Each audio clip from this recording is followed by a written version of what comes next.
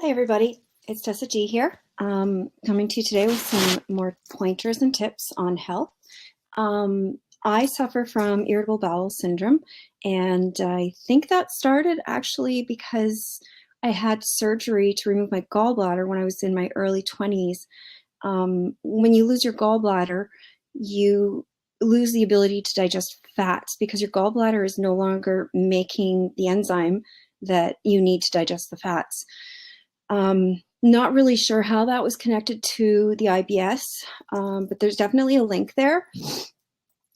For whatever reason, if you have irritable bowel syndrome, and a lot of people with other conditions have it as well, including people with fibromyalgia, there are ways to manage it. Now, I use a medication called, but in Canada, we've been out of Buscopan for, I think it's been 5 months now. And this medication literally costs 8 cents a pill, and it's not even prescription anymore in Canada. So that was really frustrating because that really stopped the pain of the stomach compressing. Like if you have it, you know what I'm talking about, that painful clenching in your stomach that has me curled up over a pillow sometimes, just tense and in agony, and nothing helps it except Buscopan. There is also Dicetel and some other medications that I can't recall the names of, and they probably have different names in the US, but and around the world.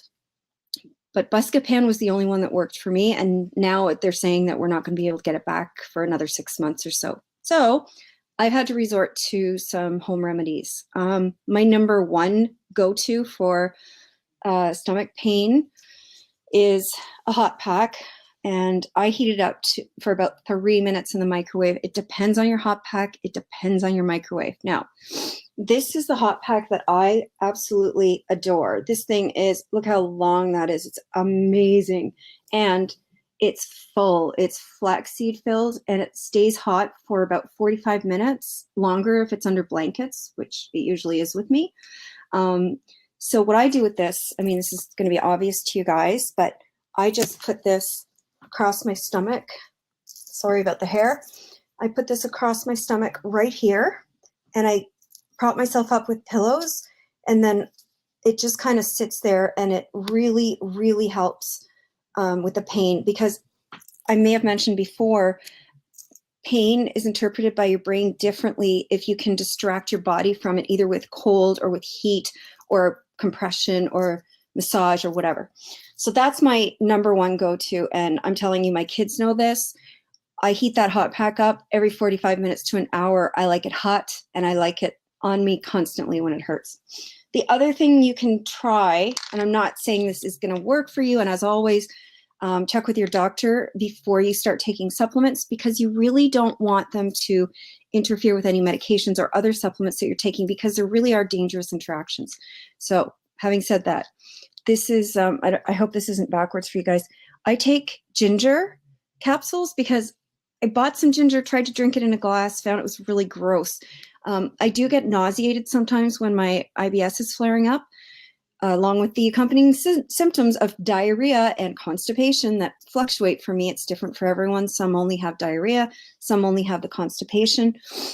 The ginger helps with the upset stomach big time, and I really don't like taking Gravol because it makes me dopey. So that's one of my go-tos for the upset stomach piece, if you get that. Now this is, I'm sure you all know about this, acidophilus. Now, everybody will tell you, get the stuff that goes in the fridge, but it's mighty, mighty expensive. I have been using the regular stuff. This one has 6 billion active cells. Any brand will do, probably, as long as it's a decent brand. You don't need to spend a ton, probably about $20 to $25 for a big bottle of acidophilus. And I take it 2 tablets with every meal 3 times a day. And it really, really helps with that clenching pain. Now, when it comes to diarrhea and your constipation, recommended is that you actually take Metamucil on a regular basis. Personally, that didn't really work for me. I think it actually may have made things worse, but I may not have stuck with it long enough. So go ahead and try that if you think it might help you. And lastly, but this should have really been first, it's just very, very difficult to do.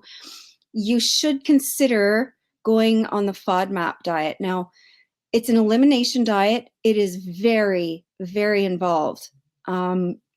So it's difficult. However, if you're truly, truly suffering with the regular diarrhea, it's essential. You could get yourself tested for gluten allergy or gluten sensitivity.